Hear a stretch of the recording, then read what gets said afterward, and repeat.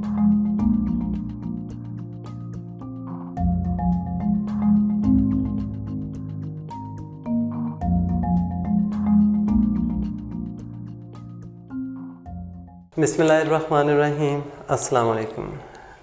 Dear students, आज हम ईटा 2020 session के जो सिलसिले में क्लास है उसमें जो वायरसेस का कुछ लास्ट हेडिंग्स हैं उनको शॉर्टली डिस्कस करेंगे और उनमें एक फ्लू वायरस या इन्फ्लुएंज़ा वायरस भी जिसको आप कहते हैं, इन्फ्लुएंज़ा वायरस भी कह सकते हैं या उसको आप फ्लू वायरस का नाम भी देते हैं। ये सबसे पहले हम इसका थोड़ा सा स्ट्रक्चर जब डिस्कस करेंगे। मैं इसमें एक शॉर्ट सा सेंटेंस ऐसे ये बता देता हूँ कि जो फ्लू वायरस होगा ये बेसिकली RNA एनवेलप्ड वायरसेस में आएगा। कि बेसिकली ये क्या करता है, RNA जो एनवेलप्ड वायरसेस हैं उनसे ये बिलोंग करेगा। मीन्स कि इसके बाहर जो होता है ना एनवेलप होगा, जैसे आपने HIV का पढ़ा था उसी तरह से।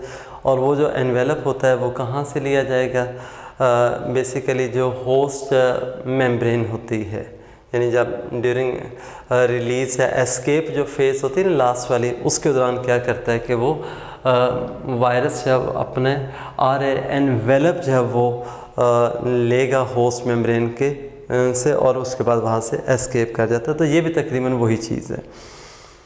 अब ना यहाँ पे थोड़ा सा जो डिफरेंस आता है HIV से वो ये है कि देखें वो भी RNA एनवेलप वायरस था, ये भी वही है, लेकिन इसमें जो आपको जो इनकी शेप मिलेगी वो शेप जो होती है ना वो थोड़ी सी डिफरेंट है। मिसाल के तौर पे ये राउंड भी हो सकता है, बॉल लाइक भी, या इसी तरह से ना यानी रॉड शेप भी हो सकता है, या जिस तरह से ना आपकी बुक में एक स्पेक्टिस का दिया हुआ है, ठीक है ना। यानी जैसे मैं कह रहा हूँ ना, ये शेप वाइज जो फ्लू वायरस होगा ये बॉल लाइक भी हो सकता है, रॉड लाइक भी हो सकता है ये, और इसी तरह से ना एक जो स्पैगेटी की जो एक शेप होती है ना, जैसे जो हम खाने में इस्तेमाल करते हैं स्पैगेटी ज़रा, ये तकरीबन उसकी शेप का भी हो सकता है, स्पैगेटी शेप। जबकि HIV जो था ना वो हमने देखा था कि वो एनवेलप की वजह से स्फेरिकल नज़र आता है, अदरवाइज़ उसका जो कैप्सिड था या जिसको आप न्यूक्लियर कैप्सिड कह रहे हैं वो कोनिकल शेप का होगा या ट्रायंगुलर शेप का होता है। अब ना ये जो फ्लू वायरस में जो आपको एनवेलप नज़र आ रहा है, एनवेलप उसी तरह से लिपिड बाइलेयर का होगा, ठीक है ना। और वो जो लिपिड बाइलेयर होती है उसके अंदर आपको बाकायदा यहाँ पे भी स्पाइक्स नज़र आएंगे। वो मैं बाद में बात करता हूँ कि स्पाइक्स किस तरह से हैं। अब देखें ये अगर फॉर एग्जांपल ना ये वो लिपिड बाइलेयर थी, अब इसमें जो ये इनर साइड पे आपको जो कैप्सिड नज़र आ रहा है जो कि बेसिकली राउंड होगा, और इस कैप्सिड के अंदर जो होते हैं RNA के जो है वो आपको फ्रैगमेंट्स नज़र आएंगे। देखें HIV के अंदर ना हमने इस तरह से RNA पढ़ा था, और RNA जो फ्रैगमेंट्स है ना वहाँ पे आपने देखा दो सिमिलर जो हैं वो पीसीस होते हैं RNA के, जो कि क्या है वो बेसिकली जीनोम के तौर पे काम करेंगे। तो यहाँ पे RNA जब वो कंटिन्यूस नहीं है बल्कि वो क्या होगा, फ्रैगमेंट्स की फॉर्म में होगा। और बेटा इसके अंदर जो फ्रैगमेंट्स हैं ना टोटल ये मैं लिख रहा हूँ 8 नंबर से लिख दिया है कि RNA जो फ्रैगमेंट्स होते हैं वो 8 होते हैं तादाद के लिहाज से। और इसमें ना जो ख़ास तौर पे एक याद रखें, जैसे हमने ना HIV में भी पढ़ा था कि वहाँ पे 3 प्रोटीन्स का जिक्र किया था, इंटीग्रेज था, फिर उसी तरह से प्रोटीएज हमने पढ़ा था, और एक रिवर्स ट्रांसक्रिप्टेज। बेसिकली एंजाइम्स हैं लेकिन वो क्या थे, प्रोटीन्स की फॉर्म में। अब यहाँ पे भी बिल्कुल इसी तरह से ना यानी जस्ट नंबर के लिहाज से याद रखिएगा कि इनर साइड पे जो मैट्रिक्स होगा इसमें ये DNA फ्रैगमेंट्स भी हैं प्लस मैं यहाँ पे लिख रहा हूँ प्रोटीन्स होती हैं, और प्रोटीन्स जो हैं वो नंबर के लिहाज से कितनी है 5, यानी आरएनए के जो फ्रेगमेंट्स होते हैं वो क्या थे जी, बेसिकली 8 फ्रेगमेंट्स थे, और इसमें जब 8 प्रोटीन्स भी होती हैं जो बेसिकली क्या है मैट्रिक्स प्रोटीन में आएंगी। अब ये जो प्रोटीन्स हैं वही आरएनए के जो फ्रेगमेंट्स होंगे उन्हीं से बनेंगी, या आरएनए के जो फ्रेगमेंट्स होते हैं उन्हीं से क्या होंगे, ये प्रोटीन्स भी बनती हैं। अब देखें ये बेसिकली जो प्रोटीन्स हैं ना जब सिंथेसाइज होंगी, ठीक है, वायरल एक स्ट्रक्चर बनता है, लेकिन लाइफ हिस्ट्री के दौरान एक याद रखिएगा कि जो बेसिकली ना इस फ्लू वायरस के अंदर एक हमें ना वेरिएशन नज़र आती है। इसमें क्या होगी, एक वेरिएशन नज़र आती है, और वेरिएशन इस तरह से है कि जो फ्लू वायरसेस बनते हैं वो क्या करेंगे कि जो पेरेंट का जो आरएनए फ्रेगमेंट्स हैं वो यानी डिफरेंट कॉम्बिनेशंस के साथ क्या करते हैं वो गेन करेंगे, और उसके साथ क्या होगी एक ना वेरिएशन आ जाएगी। यानी ऐसा नहीं होता है कि बाज़ का ना देखें ना एक जो वायरस की इसमें जो थी टाइप थी हैं ये सारे फ्लू वायरस थे, लेकिन थोड़ी सी जेनेटिक वेरिएबिलिटी की वजह से वो जिस हद आपस में आप कह सकते हैं कि असेंबली के दौरान डिफरेंट फ्रेगमेंट्स हैं वो अगर एनक्लोज हो रहे हैं एक कैप्सिड के अंदर, तो उसके साथ क्या होगी इसमें म्यूटेशन आ जाती है। अब देखिए ना एक जो वायरल जैसे एक डिज़ीज़ होती है, एट द एंड इम्यूनिटी में आपने क्या पढ़ा था कि जो ह्यूमन बॉडी होती है वो इम्यून हो जाएगी जब उसको डिज़ीज़ को या उस जर्म को जो होता है ना कंट्रोल कर लेगी। यहाँ पे क्या होता है कि जो फ्लू है वो हमें बार बार हो रहा होता है, तो बेसिक जो उसमें ना आ जाता है ना कि फ़्लू जो है उसके लिहाज से ह्यूमन बॉडी इम्यून क्यों नहीं हो रही है कि उसके अंदर जो आरएनए फ्रेगमेंट्स हैं वो क्या होंगे चेंज होते रहते हैं, यानी उसमें ना यानी रिकॉम्बिनेशन से एक तरह के बनते जाएंगे। अब ना ये जो आरएनए फ्रेगमेंट्स के साथ जब वो इसका ये बेसिकली क्या था जीनोम बन गया हमारे पास, ये इसका क्या है जीनोम होगा। बाकी मैंने इसमें कहा था कि जो एनवेलप होगा उसके अंदर क्या होती हैं डिफरेंट टाइप्स के जब वो प्रोटीन्स, बल्कि प्रोटीन्स क्या ये जैसे हमने ना वो GP120 और 41 की बातें की थी, वो बेसिकली ग्लाइकोप्रोटीन्स हैं, यानी इसके अंदर क्या होंगे एनवेलप में उसी तरह से ये क्या हैं दीज आर द ग्लाइकोप्रोटीन्स। अच्छा बेटे आपके बुक में ना ये ग्लाइकोप्रोटीन को उसने ना एब्रीविएट किया हुआ है, एक को उसने यानी HA से लिखा है, यानी ग्लाइकोप्रोटीन जो होती है HA, जिसको आप ना हीमा एग्लूटिनिन का नाम देते हैं, हीमा एग्लूटिनिन। ये जो हीमा एग्लूटिनिन है HA उसको कहते हैं, ये बेसिकली क्या है एक ग्लाइकोप्रोटीन। MCQ में इस तरह से आ सकता है, और एक सेकंड भी उसमें दिया हुआ है बेसिकली वो क्या है NA से उसको हम एब्रीविएट करते हैं न्यूरो एमाइन, ये थोड़ा सा इसको कट कीजिएगा, न्यूरो एमिनिडेस NA से इसको हम जब वो लिखते हैं, ये जो होते हैं ना ये दोनों क्या हैं बेसिकली ग्लाइकोप्रोटीन्स हैं। और जो इसमें HA आएगा ना इसकी जो शेप है अगर हम उसके लिहाज से देखें तो बेटा ये हमें ना यूँ रॉड शेप ये नज़र आते हैं, जबकि जो न्यूरो एमाइनाइडेस है NA ये बेसिकली हमें मशरूम लाइक नज़र आएगी, जैसे एक मशरूम का होता है ना उस टाइप सा होता है, इसमें भी क्या होगा एक यानी उसका रॉड सा होगा बेसिकली, यानी ये मशरूम की तरह से ऊपर क्या होगी इसकी ये कैप होगी, न्यूरो एमाइनाइडेस NA। अब ये जो इसमें जो बेसिकली जो बेसल ये रॉड है ना ये जो होता है ना ये हाइड्रोफोबिक होगा, इसको आपने क्या लिखना है कि ये क्या होगा हाइड्रोफोबिक फोबिक है, ये एमसीक्यू के लिहाज से याद रखिएगा। यह हाइड्रोफोबिक होता है और ये क्या होगा, एम्बेडेड होगा किसके अंदर, जो लिपिड बाइलेयर है।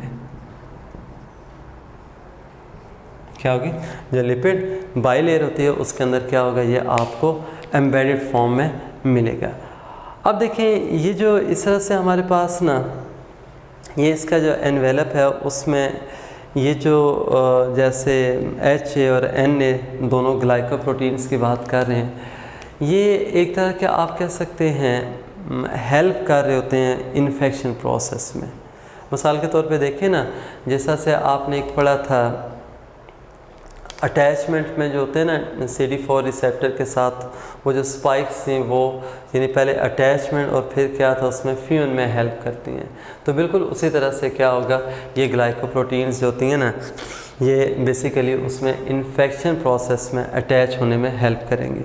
और ये अटैचमेंट भी कहाँ पे हो रही होती है, जो अपर रेस्पिरेटरी ट्रैक्ट है, अपर रेस्पिरेटरी जो ट्रैक होगा उसमें ये आके बेसिकली जो एपिथेलियल लाइनिंग है उसके साथ क्या करेंगे, ये आके यानी वो बाइंड करेंगे। मतलब ये कि बेसिकली जैसे होता है ना, हमने लास्ट टाइम वायरसेस की जो स्पेसिफिसिटी की बात की थी, तो उसमें बेटा ये जो स्पेसिफिसिटी के लिहाज से क्या होंगे, अपर रेस्पिरेटरी ट्रैक्ट में होंगे। और अपर रेस्पिरेटरी ट्रैक्ट में क्या है कि ये एपिथेलियल लाइनिंग जो होती है उसको इन्फेक्ट कर रहे होते हैं, जिसकी वजह से क्या होगा कि उसकी इन्फ्लेमेशन हो जाएगी, उसके साथ जब वो फ्लू स्टार्ट हो जाता है। अच्छा बेटे, ये जो बेसिकली जो इन्फ्लुएंजा वायरस है, ये एक वायरसेस का आप कह सकते हैं ग्रुप है। ये MCQs में आ सकता है,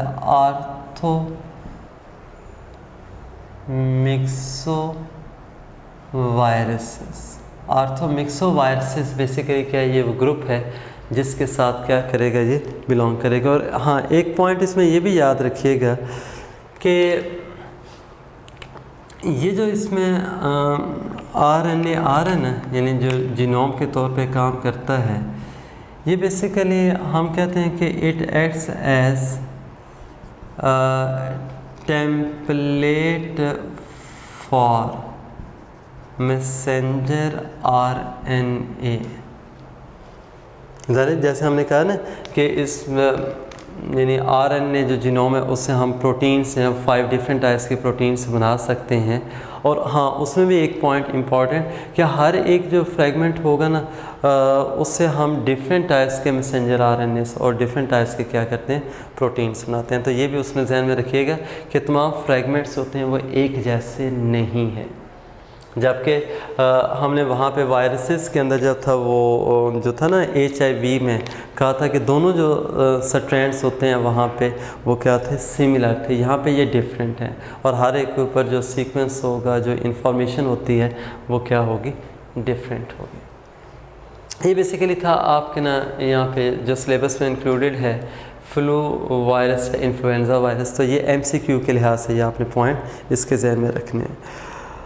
अच्छा, नेक्स्ट वन एक आपके सिलेबस से ही है कि जो वायरस प्रोटेक्शन मैकेनिज़्म यानी अगेंस्ट होस्ट इम्यून सिस्टम, ये एक हेडिंग सा दिया हुआ है उसमें ना कि जो वायरस है वो अपने आप को प्रोटेक्ट कैसे करेगा, यानी वायरस की जो प्रोटेक्शन है वो कैसे होगी। उसके लिए बेटा बिल्कुल आसान से याद रखिएगा कि वायरस का ना, जैसे हमने पहले कहा था कि कुछ वायरसेस ऐसे होते हैं कि ख़ास तौर पे जो प्लांट वायरसेस हैं और बैक्टीरियोफेजिस हैं वो कम्प्लीटली पेनिट्रेट नहीं करते, सिर्फ वो अपना क्या करेंगे, जीनोम जो है वो इंजेक्ट करते हैं। अब बेटा जैसा वो जीनोम इंजेक्ट करेंगे ना, तो आपने ना एक बायोटेक्नोलॉजी वाले चैप्टर के अंदर रेस्ट्रिक्शन एंजाइम्स पढ़े हुए हैं। कौन से थे, रेस्ट्रिक्शन एंजाइम्स, या उनको हम रेस्ट्रिक्शन एंडोन्यूक्लियेसिस भी कहते हैं। वो जो एंजाइम्स हैं वो क्या करते हैं, इम्यून सिस्टम जो DNA होगा ऑफ वायरस उसको डिस्ट्रॉय कर सकते हैं, लेकिन ये तमाम बैक्टीरिया में नहीं है। कुछ बैक्टीरिया ने एज अ डिफेंस से प्रोड्यूस कर लिया। अब ना ये जो वायरस है उन रेस्ट्रिक्शन एंजाइम से अपने आप को प्रोटेक्ट कैसे करेगा कि वो अपने जो डीएनए है ना उसके अंदर चेंजेस लेके आएगा।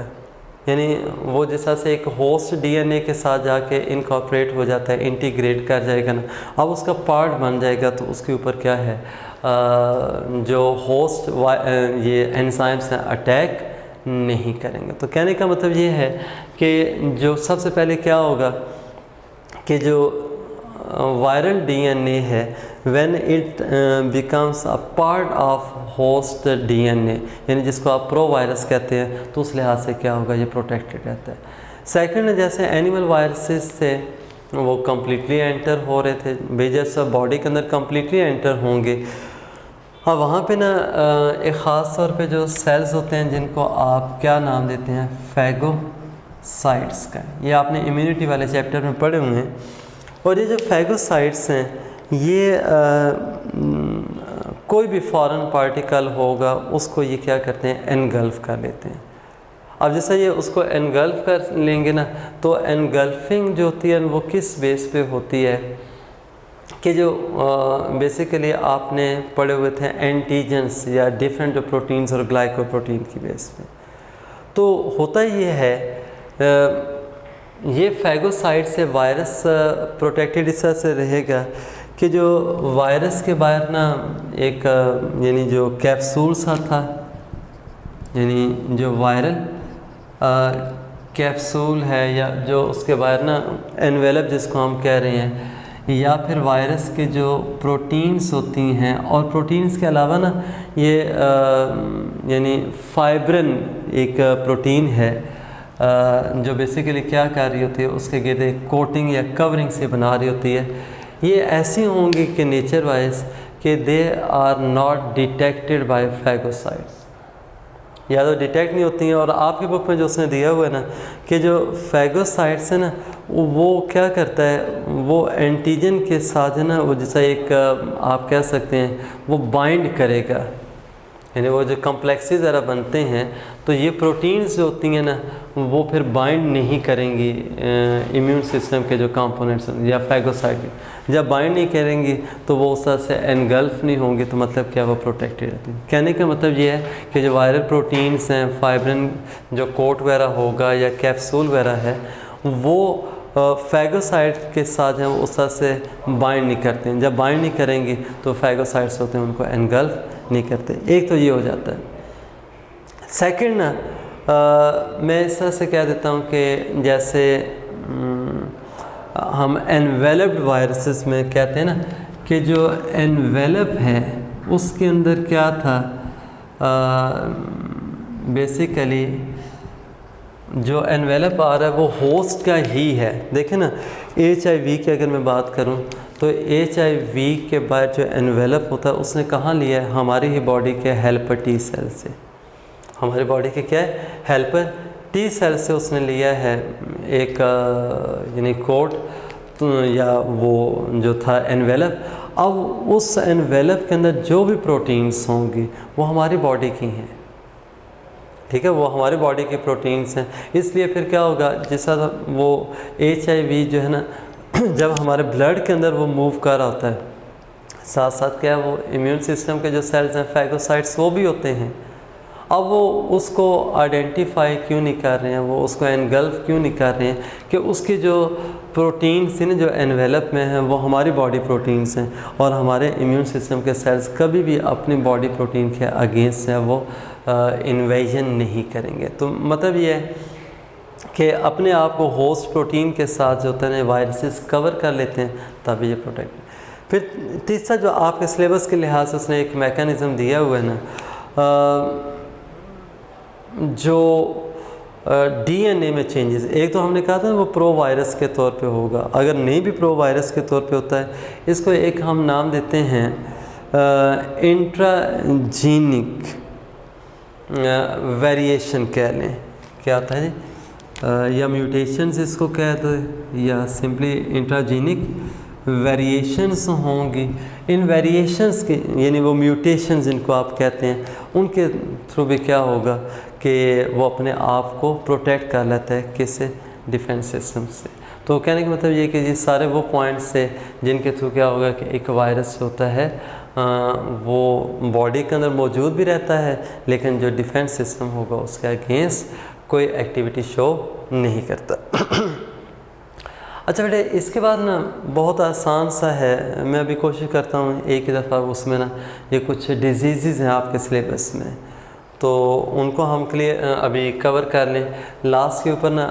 लेकिन एक हिंट आपको दे देता हूँ कि कोई भी डिज़ीज़ होगी, अब यहाँ पे पॉसिबल नहीं है तमाम डिजीज़ के वो सारे सिम्टम्स लिखना, तो आपने जो ना टॉपिक के लिहाज से जब नोट करना है ना, सबसे पहली बात कि डिज़ीज़ का नाम होगा, उसका कॉजेटिव एजेंट क्या है, ठीक है। मिसाल के तौर पे मैं अगर बात करूँ, अभी इन जनरल कर रहा हूँ, हेपेटाइटिस।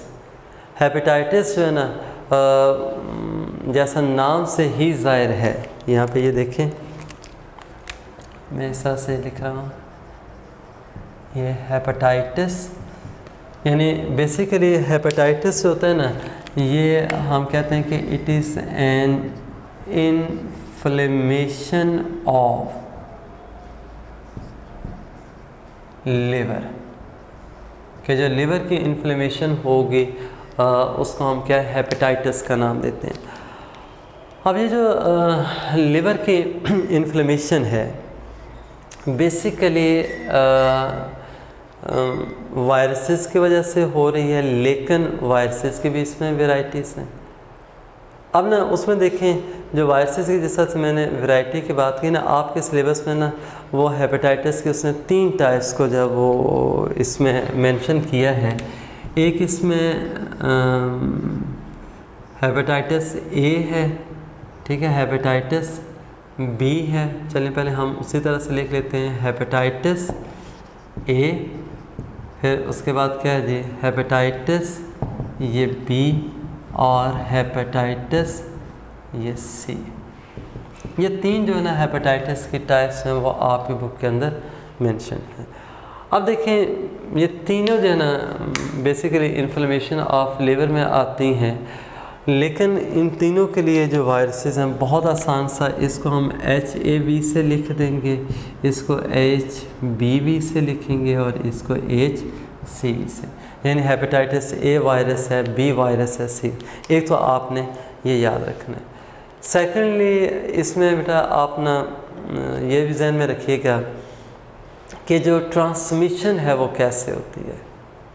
अब देखें ख़ास तौर पे जो ना हेपेटाइटिस ए जो है ना, इसकी ट्रांसमिशन मैं ऐसे लिख देता हूँ, ये देखें इसकी जो ट्रांसमिशन होगी वो क्या है, फीकल ओरल रूट, ठीक है ना। फीकल ओरल रूट से जो है ना वो माउथ के थ्रू ये एंटर होगा और इस तरह से फिर क्या बॉडी में, तो यानी ये ट्रांसमिशन इसकी हो रही है। फिर इसी तरह देखें हेपेटाइटिस बी है, मदर से चाइल्ड में भी जा सकता है, या फिर जिस तरह से कोई भी इन्फेक्टेड जो होगा सर्जिकल इंस्ट्रूमेंट है उसके थ्रू भी हो सकता है इन्फेक्शन जब वो। और तीसरा देखें जो वायरस है ये ब्लड ट्रांसफ्यूजन जिसको हम कहते हैं उनके थ्रू भी हो सकता है। तो कहने का मतलब ये है कि ये उसके क्या थे, ट्रांसमिशन। इसी तरह से हेपेटाइटिस सी की भी है। तो बेटा आपने ना इसमें वो मैं ज़्यादा डिटेल में नहीं जा रहा, तो आपने ना यही डिजीज़ का ये ज़हन में रखना है कि उनका कॉजेटिव एजेंट कौन सा होगा, फिर उसके जब वो ट्रांसमिशन कैसे होगी। क्यों बाज़ का ना वो MCQs में ना ऐसे भी आ सकता है कि आपको वो दे देगा, फॉर एग्ज़ाम्पल स्टेटमेंट के अंदर ना उसके जब वो ट्रांसमिशन का जो मोड है, अब देखें जैसा ट्रांसमिशन मोड आएगा तो उसके थ्रू आपने क्या है उसको आइडेंटिफाई करना है कि ये कौन सी डिज़ीज़ हो सकती है। बात समझ आ रही कि नहीं। फिर इसी तरह से ना सिवेरिटी के लिहाज से बात करें, अब देखें जो हेपेटाइटिस बी और सी है ना ये दोनों क्रॉनिक में आते हैं, ए जो है वो क्या क्रॉनिक नहीं है, वो भी है दोनों के। लेकिन जो हेपेटाइटिस ए होगा ये यानी बड़ी तेज़ी के साथ बॉडी में एस्टेब्लिश होगा, डिजीज़ कॉज करता है, इन्फ्लेमेशन ऑफ लिवर, और उसके बाद क्या होगा कि ये जल्दी डिसअपीयर भी हो जाता है। जबकि उसमें वो क्या करेंगे, हेपेटाइटिस बी और सी के अंदर जो एक क्रॉनिक लिवर डिजीज़ जिसको हम कहते हैं वो रिज़ल्ट होगा, ये फाइनली लिवर जो होता है वो डिस्ट्रॉय हो जाता है। अब ना इसमें जो हेपेटाइटिस के लिहाज से ना एक बात का आता होता है, जो इनमें कॉमन जो सिम्टम्स हैं उनमें एक मैं यहाँ पे इस तरह से लिख रहा हूँ। फॉर एग्ज़ाम्पल सब के अंदर ये फीवर भी हो सकता है, वोमिटिंग भी हो सकती है, इसमें डायरिया भी आ सकते हैं कॉमन सिम्टम्स के अंदर, और एक यहाँ पे ना जॉन्डिस में ये लिख रहा हूँ। ठीक है, ये तीनों के अंदर जब वो जॉन्डिस है वो क्या है, ये सब है। अब जॉन्डिस और हेपेटाइटिस में फ़र्क है। जॉन्डिस होता है ना वो एक यानी जिसमें स्किन येलो हो जाती है, आई का जो वाइट पोर्शन है वो क्या है, येलो आपको नज़र आएगा, हाथ की जो पाँव वगैरह वो येलो इस तरह से नज़र आती है। तो मीनिंग क्या है कि ये जॉन्डिस है ना, ये हेपेटाइटिस नहीं है, it is a symptom of hepatitis. बाकी रह गया जो हेपेटाइटिस ए है, अब आपके बुक में लिखे हुए हैं, मैं इसलिए कह रहा हूँ, मैं तमाम डिजीज़ को अभी नहीं इसमें वो गो थ्रू कर रहा, कुछ एक का जिक्र करूँगा। इसमें ये जो हेपेटाइटिस ए है ना, इसको बेटे हम इन्फेक्टियस हेपेटाइटिस बी कहते हैं। ठीक है, जो हेपेटाइटिस बी है इसका एक और नाम भी है, सीरम हेपेटाइटिस भी बोला जाता है। इसको आप क्या नाम देंगे, सीरम हेपेटाइटिस।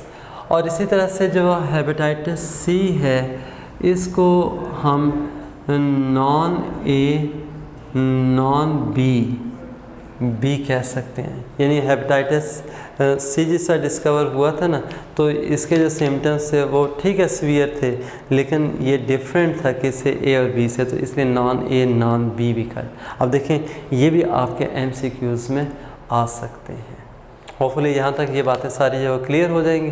अब बाकी हम ना फर्दर जो डिजीज़ की तरफ आते हैं। अच्छा बेटा, अब ना इसमें एक थोड़ा सा एडिशनल ये कर लीजिएगा। वैसे तो उस तरह से आपके सिलेबस में ये नहीं है, लेकिन फिर भी मैंने ये थोड़ा सा मेंशन कर दिए हैं कि जो हेपेटाइटिस ए बी और सी हैं तीनों ना, ये वायरसेस हैं वो कौन से ग्रुप से बिलोंग करते हैं। मिसाल के तौर पे हेपेटाइटिस ए जब पिकॉर्ना वायरस, ठीक है ना, ये पिकॉर्ना वायरस है वो एक ग्रुप है वायरसेस का, उससे जैसे इन्फ्लुएंजा था ना, एडिनो वायरसेस में आ जाता है, जो कॉमन कोल्ड वगैरह करते हैं ना, एडिनो वायरसेस। इसी तरह से ये पिकॉर्ना वायरस है। हेपेटाइटिस बी जो होगा हेपेडिना वायरस, हेपेडिना में आ जाएगा। और हेपेटाइटिस सी जो होता है वायरस है वो फ्लेवी वायरस जो होगा उससे बिलोंग करता है। अब ना जहाँ तक इनके ट्रीटमेंट का है, इसमें ये कि जो हेपेटाइटिस ए के लिए ना कोई स्पेसिफिक ट्रीटमेंट नहीं है। हाँ, जो हेपेटाइटिस बी है ना उसके लिए मेडिकेशन वगैरह हम यूज़ करते हैं। और एक आपके सिलेबस में उसने ना एक यूज़ किया एक्सीडेंटल नीडल इंजरी, ये एक टेक्निक जो है वो यूज़ की जाती है कि जिसमें क्या होगा, यानी 2 ड्रग्स होते हैं, बेसिकली 2 ड्रग्स का ना एक कॉम्बिनेशन है, ठीक है ना, तो उसके थ्रू ये थेरापी की जा रही है। उसको क्या नाम देंगे, एक्सीडेंटल नीडल इंजरी का। अब देखें जैसे यहाँ पे मैंने ये सिंपली ये कर दिया ना कि कॉम्बिनेशन थेरापी, यानी जो मेडिसिन 2 बेसिकली 2 ड्रग्स हैं उनकी जो कॉम्बिनेशन के थ्रू थेरापी की जा रही है। और इसमें एक एक्सीडेंटल नीडल इंजरी जो है वो क्या जिक्र आया। अब MCQ क्या है, बन सकता है कि एक्सीडेंटल नीडल इंजरी टेक्निक और procedure is used for the treatment of. हम देखें वो पता होना चाहिए वो कौन सी डिज़ीज़ के लिए। अब ना जहाँ तक नेक्स्ट है हर्पिस, इसको ना हर्पिस आप सिम्प्लेक्स भी कह सकते हैं, हर्पिस सिम्प्लेक्स, ये बेसिकली ये डिज़ीज़ है हर्पिस सिम्प्लेक्स। और इस हर्पिस सिम्प्लेक्स जो डिज़ीज़ के लिए जो वायरस है वो HSV हर्पिस सिम्प्लेक्स वायरस। लेकिन देखें यहाँ पे ना मैंने ये मेंशन किए एक HSV1 है और दूसरा कौन सा है HSV2 है। होता ये है कि देखें हर्पिस सिम्प्लेक्स टाइप 1 भी कहते हैं उसको, यानी हर्पिस सिम्प्लेक्स जो डिज़ीज़ है उसमें फर्दर 2 टाइप्स होती हैं, एक टाइप 1 है और दूसरी टाइप 2। अब जो टाइप 1 है उसको हम बेटा ओरल हर्पिस भी कहते हैं, कि बेसिकली जो ना जिसमें ये लिप्स वगैरह जो होते हैं ना या माउथ जब अफेक्ट हो रहा होता है, इन्फेक्शन है ये, तो वो ओरल उसको कहेंगे। और वो कौन सा कॉज करेगा HSV1, ठीक है, या HSV टाइप 1 जो होती है ना वो ओरल हर्पिस उसको कहते हैं। और HSV2 जो है उसका हम जेनिटल कहते हैं, कि जो सेक्सुअल ऑर्गन्स हैं या जो रिप्रोडक्टिव ऑर्गन्स होते हैं उनकी जो इन्फेक्शन होती है उसको क्या है हम HSV2 से लिखेंगे। बाकी इसमें ना जो हर्पिस है, जैसे वहाँ पे हमने कहा था ना हेपेटाइटिस ए वगैरह के लिए कोई उस तरह से ट्रीटमेंट नहीं है, इसका भी कोई ट्रीटमेंट नहीं है। हाँ, मेडिकेशंस जो होती है ना वहाँ पे भी हम यूज़ कर रहे होते हैं, यहाँ पे भी यूज़ कर रहे हैं, लेकिन उन मेडिकेशंस का आप कह सकते हैं ख़ास तौर पे ना ये जो यूज़ है वो किस पर्पज़ के लिए होता है, just to decrease the discomfort. यानी वो जो एक पेशेंट डिस्कम्फर्ट फील कर रहा होता है, पेनफुल भी है या सारा कुछ है, वो मेडिकेशन जस्ट उस लिए दी जा रही होती है। और ये मैं आपको शुरू में बता चुका हूँ जब हमने ये चैप्टर स्टार्ट किया था कि वायरसेस होते हैं वो सिंपल एंटीबायोटिक्स के थ्रू डिस्ट्रॉय नहीं किए जा सकते, लेकिन जो है वो वायरस जो होता है उसको हम ना जिसको कह रहे थे ना कि जो उसका मल्टीप्लिकेशन है प्रोसेस उसको रोका जाता है, यानी जो एंटीवायरल ड्रग्स होती हैं वो उसके फर्दर स्प्रेड को रोक रही होती हैं, यहाँ पे मेन वही है। अब सिम्टम्स के लिहाज से अगर आप देखें इसमें बॉडी में वो ख़ास पेन भी होगा, टेंडरनेस है, इचिंग वगैरह होती है। अब इचिंग जो होती है ना ओरल या जेनिटल ऑर्गन्स की होगी, फिर इवन के ना हैंड्स वगैरह पे भी ना ये बम्प्स या ब्लिस्टर्स ज़रा अपीयर हो जाते हैं, हाथों के ऊपर भी या बॉडी के ऊपर। और बाद में वही जो ब्लिस्टर्स होते हैं जब वो पस उसमें से लीक आउट हो जाती है, वो बर्स्ट करेंगे, वो सोर्स यानी ज़ख़म के अंदर जब वो चेंज हो जाता है और वो डीप होते हैं, डिप्रेशन पिट्स की फॉर्म में वो होंगे। और वो वाले जो सोर्स हैं ना वो ये आपकी बुक में दिया हुआ है, उसने ये MCQs में आ सकते 3 वीक्स तक वो रहते हैं, यानी वो जो सोर्स हैं वो क्या होंगे 3 वीक्स तक रहेंगे। तो ये बेसिकली क्या थे इसके ये सिम्टम्स हैं। और बाकी जैसे इसमें कह दिया ना इसका कोई उस तरह से ट्रीटमेंट नहीं है। अब वो जो सोर या ज़ख़म वगैरह होते हैं डॉक्टर्स उनके लिए डिफरेंट टाइप्स के जो वो ऑइंटमेंट्स वगैरह देते हैं या पेन किलर्स वगैरह दी जाती हैं कि जिसकी वजह से क्या होगा। हाँ, एक याद रखिएगा कि ये जो दोनों डिजीज़ हैं, चाहे वो सिम्प्लेक्स 1 है या 2 है, ये दोनों क्या है कंटेजियस हैं, थ्रू कांटेक्ट फैलती हैं ये, ठीक है ना। और इनमें ना ख़ास तौर पे ज़ाहिर ये सेक्सुअल ऑर्गन की ये डिज़ीज़ है। देखें एक मैं यहाँ पे लिख भी देता हूँ STD, जैसे मैंने अभी कह दिया ना कि ये बेसिकली क्या थी, ये डिज़ीज़ जो है वो कंटेजियस है, कांटेक्ट के थ्रू फैलती है, और सेक्सुअल कांटेक्ट के थ्रू क्या होगी ये जेनिटल जो होती है ना डिज़ीज़ HSV2 ये होगी। तो इसलिए हम इसको STD लिखते हैं, सेक्सुअल ट्रांसमिटेड डिज़ीज़ भी है ये। बाकी इसमें एक और भी याद रखिएगा कि चूँकि इसमें जो है ना ख़ास तौर पे जो विजाइना वगैरह है उसकी भी इन्फेक्शन हो जाती है, तो एक मदर से जो यानी एक बेबी की जो बर्थ होगी ना इन्फेक्टेड मदर से, तो बेबी को भी जब वो ये ट्रांसमिट हो सकती है। और उसमें आइज़ की इन्फेक्शन भी शामिल है, इवन के नर्वस सिस्टम जब वो बेबी का डैमेज हो सकता है।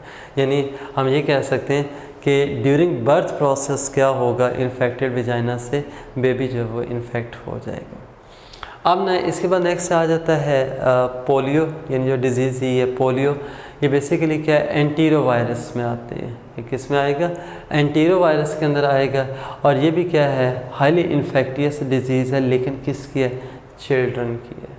अभी तक हमने जितनी पढ़ी है ना उसमें कोई एक स्पेसिफिक चिल्ड्रन के लिए नहीं बात की, तो वो क्या है किसी भी पर्सन को हो सकती है, एडल्ट को भी हो सकती है, लेकिन ये क्या होगी चिल्ड्रन की है। अब जो स्प्रेड है कहते हैं through mucus from mouth and nose, यानी जो पोलियो के लिए ना, अब देखें जैसे नेज़ल डिस्चार्जेस होते हैं, यानी नाक में से खांसते हुए या छींकते हुए मुंह और नाक में से जो छोटे छोटे ड्रॉपलेट्स जाते हैं, उनके साथ क्या वो जो नेज़ल डिस्चार्ज जिसको आप कहेंगे म्यूकस वगैरह, उसके थ्रू क्या होगा ये वायरस है वो फैल रहा है। और बाकी ना ये जो है वो बॉडी में जो है वो नोज़ और माउथ के थ्रू ही एंटर होगा, और एंटर होने के बाद ये देखें ये मल्टीप्लाई कहाँ पे करता है, थ्रोट के अंदर, हलक के अंदर। और दूसरा क्या है GIT मैंने लिख दिया है गैस्ट्रो इंटेस्टाइनल ट्रैक्ट, यानी डाइजेस्टिव सिस्टम के अंदर ये क्या करेगा, इस तरह से मल्टीप्लाई करेगा। ये ख़ास तौर पे आपने ध्यान में रखना है कि माउथ और नोज़ के थ्रू एंटर हो रहा है, मल्टीप्लाई कहाँ पे करेगा, throat and gastro intestinal tract. फिर उसके बाद ना डाइजेस्टिव सिस्टम से फिर ये क्या होगा, मल्टीप्लाई करने के बाद ब्लड के अंदर जो होता है ना वो शामिल हो जाएगा, ब्लड में भी जाएगा, या जो लिम्फेटिक सिस्टम के अंदर होता है ना फ्लूइड लिम्फ जो आपने पढ़ा हुआ था सर्कुलेशन वाले चैप्टर में, ये उसमें चला जाएगा। और वहाँ से फिर ये क्या करता है, जाके जो स्पाइनल कॉर्ड है यानी सेंट्रल नर्वस सिस्टम, उसको डैमेज करेगा, जिसकी वजह से क्या होता है जो ख़ास तौर पे जो लिम्स हैं वो पैरालाइज होना शुरू हो जाते हैं। यहाँ तक ये बात समझ आ रही है ना। बाकी इसमें भी क्या होगा, एक बेथिन कोल जब एक मेडिसिन का है, यानी जो इसके ट्रीटमेंट के तौर पे दी जाती है बेथिन कोल। अब ये जो होती है ना बेथिन कोल, यानी एक आइडियल आप कह सकते हैं मेडिसिन है कि जो यहाँ पे बार बार जो यूरिनेशन हो रही होती है तो उसको ये क्या करेगी, यूरिन रिटेंशन में ये हेल्प करती है। फिर बॉडी के अंदर ना ये एक मॉइस्ट हीट का ये सोर्स भी है, और साथ है ना ये पेन किलर के तौर पे भी काम करती है।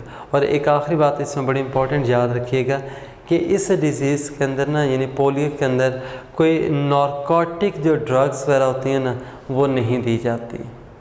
इसमें क्या होगा, नारकोटिक ड्रग्स नहीं दी जाती हैं। और इसके अगर रीज़न जो ना ये नोट कर लें, बेसिक रीज़न इसकी क्या होती है कि ये आप कह लें कि चूँकि पर्सन जो होता है वो पहले ही सफ़र कर रहा होता है ब्रीदिंग सिस्टम से, यानी ब्रीदिंग जो होती है वो डिफ़िकल्ट होती है, तो उसमें नारकोटिक्स जो होती हैं वो अवॉइड की जा रही होती हैं। होपफुली यहाँ तक ये बात समझ आ गई होगी। अब इसमें हम नेक्स्ट आते हैं, दो ही हैं, एक उसमें प्रायन है और दूसरा क्या है वायरॉइड, जो लास्ट पे दो हेडिंग्स। अच्छा प्रायॉन्स और वायरॉइड को स्टार्ट करने से पहले ना एक CLCUD cotton leaf curl disease जो आपके सिलेबस में ना ये वाली जो शामिल की गई ये वाली प्लांट डिजीज़ है, यानी वायरस के लिहाज से ये प्लांट डिजीज़ उसमें मेंशन किया उसने, बाकी जितनी भी हमने पढ़ी है ना वो ह्यूमन डिजीज़ में थी। एनीवे ये CLCUD है ना, ये बेसिकली एक वायरस है, कॉटन लीफ कर्ल वायरस, उसके थ्रू हो रही है। और ये बिगोमो वायरस कौन सा है जी, कैटेगरी बिगोमो वायरस है, जिसके थ्रू क्या होगा ये यानी जिस कैटेगरी से ये बिलोंग करता है। देखें ना जैसे हमने ना अभी भी वो फ्लेवी वायरस पढ़ा था हेपेटाइटिस C की, B के लिए हेपेटिना की बात की थी, इसी तरह ये बिगोमो वायरस ये आपने याद रखना है। बाकी रह गया इसमें ये एक बेमिसिया टेबेसाई लिखा है। बेमिसिया टेबेसाई को बेटा आप वाइट फ्लाई भी कह सकते हैं, यानी इसका जो स्प्रेड है ना या ट्रांसमिशन जो होती है वो किसके थ्रू है, जो वाइट फ्लाई है उसके थ्रू। और वाइट फ्लाई का नाम क्या है, बेमिसिया टेबेसाई, यानी आर्थ्रोपोड्स में आती है इंसेक्ट्स के अंदर, और ये फ्लोएम के ऊपर फीड करती है। यानी होता ये कि कॉटन के जो प्लांट्स हैं उनके ऊपर ये आके क्या है फ्लोएम पे फीड करेगी, और उसके बाद एक प्लांट से दूसरे पे जाएगी, तो ये साथ साथ ट्रांसमिट भी करती जाती है। बाकी इसमें ये एक डाउनवर्ड डीप कपिंग की का क्या है कि जो लीव्स होते हैं ना वो डाउनवर्ड इस तरह से क्या कप लाइक जब वो यानी स्ट्रक्चर शो करते हैं, तो तो ये डीप कपिंग जो है ना इसके सिम्टम है। और जैसा ये फ्लाई आके ना इसके ऊपर अटैक करेगी प्लांट के ऊपर, यानी बेसिकली फीड करने के लिए आती है, लेकिन वायरस ट्रांसमिट करेगी और इसमें 2 से 3 वीक्स के बाद क्या होंगे, ये कपिंग जो सिम्टम्स हैं वो अपीयर होते हैं। बाकी रह गया इसका ट्रीटमेंट जो होता है ना वो यानी बेसिकली जो है वो फोकस है किसके ऊपर, इस वाइट फ्लाई बेमिसिया के कंट्रोल के ऊपर। यानी हम इंसेक्टिसाइड स्प्रे करके इसको यानी किल करेंगे। जब ये किल हो जाएगी तो इसके साथ क्या होगा, बेसिकली आप कह सकते हैं कि जो स्प्रेड है वो कंट्रोल। हाँ, क्रॉप के अंदर अगर कोई इन्फेक्टेड प्लांट नज़र आता है उसको हम अप रूट करके जब बर्न कर देंगे, जला देंगे, ताकि जब वो वहाँ से वायरस मज़ीद ना जाए। तीसरा जो होता है उसमें हेल्दी सीड्स वगैरह हम यूज़ करते हैं, तो ये इसका है। अब नेक्स्ट आ जाते हैं प्रायॉन्स। प्रायॉन्स जो होते हैं ना ये बेसिकली क्या है, प्रोटीन पार्टिकल्स हैं। अब देखें ये वायरस का चैप्टर था, अब इसमें ना हमने जो वायरस पढ़ा उसमें प्रोटीन प्लस न्यूक्लिक एसिड पढ़ा है। इसके अंदर क्या था कि ये जस्ट प्रोटीन पार्टिकल्स हैं और वो जो प्रोटीन्स होती हैं उनके अंदर या वो कोई न्यूक्लिक एसिड नहीं, अगर होता तो फिर तो वायरस बन जाना था। अब ये जो प्रोटीन पार्टिकल्स हैं हम कहते हैं कि these are basically modified form of a protein. अब ये मॉडिफाइड फॉर्म किस तरह से है, देखें एक हमारी बॉडी के अंदर जब प्रोटीन्स जब बनती हैं ना, वो आप सेकेंड ईयर की बुक के अंदर उसका कंप्लीट ना वो पढ़ चुके हैं। फॉर एग्ज़ाम्पल एक उसमें आपने देखा था जैसे ट्रांसक्रिप्शन होगी फिर ट्रांसलेशन होती है, ऐसे ही ना, वो सेंट्रल डॉग्मा के 2 स्टेप्स हैं। तो यहाँ पे हमारे बॉडी के अंदर ये एक एबनॉर्मल प्रोटीन जब बन रही है तो उसका बेसिक जो है ना कंसेप्ट ये कि हमारी बॉडी के अंदर ना डीएनए में म्यूटेशन आएगी उसके साथ। हालांकि वो क्या था ये देखें ना कि this protein is encoded bye a host gene. हमारी बॉडी का अपना नॉर्मल जीन होता है, वही क्या करता है इस प्रोटीन को एनकोड करता है। अब वो देखें जो बॉडी का जीन था ना उसके अंदर म्यूटेशन आ गई जिसकी वजह से क्या किया उसने वो प्रोटीन। और ये जो जिसमें म्यूटेशन आती है ख़ास तौर पे जो ऑब्ज़र्व किया गया जो स्टेम सेल्स होते हैं जो कि क्या कंटिन्यूसली डिवाइड करके नए सेल्स बनाते जाते हैं, उनकी वजह से फिर क्या होगा इसका जो है वो प्रोटीन की प्रोडक्शन भी जो है वो बढ़ जाती है। अच्छा, इसमें ना एक मैं ये भी बता देता हूँ कि देखें ये जो होती है ना ख़ास तौर पे जो प्रायॉन्स हैं ये स्प्रेड इस तरह से भी करते हैं कि डायरेक्ट एक पर्सन उसमें म्यूटेशन आ गई, ठीक है, उसके थ्रू जो थी उसमें डिजीज़ स्टार्ट हुई, लेकिन अब वहाँ से आगे नेक्स्ट पर्सन में कैसे जाएगी। जैसे आपने मेंडेलियन इनहेरिटेंस पढ़ा था, उसके थ्रू जब वो पेरेंट्स से आगे मूव करना शुरू कर देंगे। दूसरा ये होता है कि जिस तरह से हम ना ब्लड ट्रांसफ्यूजन करते हैं या फिर आप कह लें कि जो प्लाज्मा वगैरह एक पर्सन का दूसरे को लगाते हैं तो उसके साथ भी ये एबनॉर्मल प्रोटीन्स जब वो एक हेल्दी पर्सन में एंटर हो सकते हैं और ये डिज़ीज़ कॉज कर।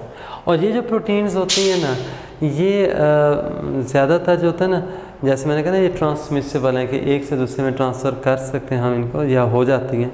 ये न्यूरो डीजेनरेटिव डिजीज़ कॉज करती हैं कि नर्वस सिस्टम को क्या करेंगे जब वो डिस्ट्रॉय करते हैं। अच्छा, यहाँ पे एक स्क्रैपी के नाम से ना आपकी बुक में दिया हुआ है, ये मुख्तलिफ हैं डिजीज़ जैसे CJD है यानी क्रूजफेल्ड जैकबसन डिजीज़ थी, या गस्टमैन स्ट्रॉसलर शेंकर सिंड्रोम GSS जिसको आप कहते हैं, फैटल फैमिलियल इंसोमनिया है FFI है, या एल्पर सिंड्रोम। ये ना ये वाले जो थे ना ये ह्यूमन डिजीज़ में आ जाएंगे। और ये स्कारपी जो है वो क्या है, ये शीप या गोट की है, तो ये MCQ में याद रखने आपने। अच्छा, इसके बाद आखिरी आ जाता है वायरॉइड का। जैसे हमने कहा था ना इसमें कोई न्यूक्लिक एसिड नहीं है, सिंपल प्रोटीन है। वो क्या है, सिंपल सर्कुलर RNA होता है, ठीक है, लेकिन उसके बाद किसी किस्म की प्रोटीन नहीं होती, यानी वो जो होगा ना प्रोटीन के थ्रू क्या है वो एनवेलप नहीं होगा, अगर होता तो फिर वो वायरस बन जाता। एनीवे ये जो वायरॉइड्स है ना ये यानी वो सिंगल स्ट्रैंड होगा RNA का सर्कुलर, ये जो थे ना फॉर द फर्स्ट टाइम जो डिस्कवर हुए थे, एक यहाँ पे ये मैंने लिखा है, ये पोटैटो स्पिंडल ट्यूबर, ये एक डिज़ीज़ है बेसिकली जो वायरॉइड की वजह से होती है। और ये जो पोटैटो स्पिंडल ट्यूबर को कॉज करने वाला है ना PSTV, potato spindle tuber virus, ठीक है। ये पहला आप कह सकते हैं वायरॉइड था जो बेसिकली क्या था, डिस्कवर हुआ था। वायरस नहीं, PST, ये क्या हो जाए, पोटैटो स्पिंडल ट्यूबर वायरॉइड, ये पहला वायरॉइड था जो डिस्कवर हुआ। उसके अलावा ना जैसे कोकम्बर पेल फ्रूट है या कैडिंग डिजीज़ है, ये बेसिकली क्या है, वायरॉइड। अब देखें इतने ज़्यादा ये नाम आ रहे हैं बेटा, ये आपने थोड़ा सा ना इनको इस तरह से याद करना है कि कौन से डिज़ीज़ किससे रिलेटेड है। हाँ, इसमें ना ये कैडिंग जो आ रहा है ना, ये कोकोनट की होती है बेसिकली इन्फेक्शन। आई थिंक यहाँ तक ये सारी बातें क्लियर हो गई होंगी। आज के लिए इतना ही काफ़ी है। इंशाल्लाह नेक्स्ट टाइम हम चैप्टर 6 स्टार्ट करें। थैंक्स, अल्लाह हाफिज़।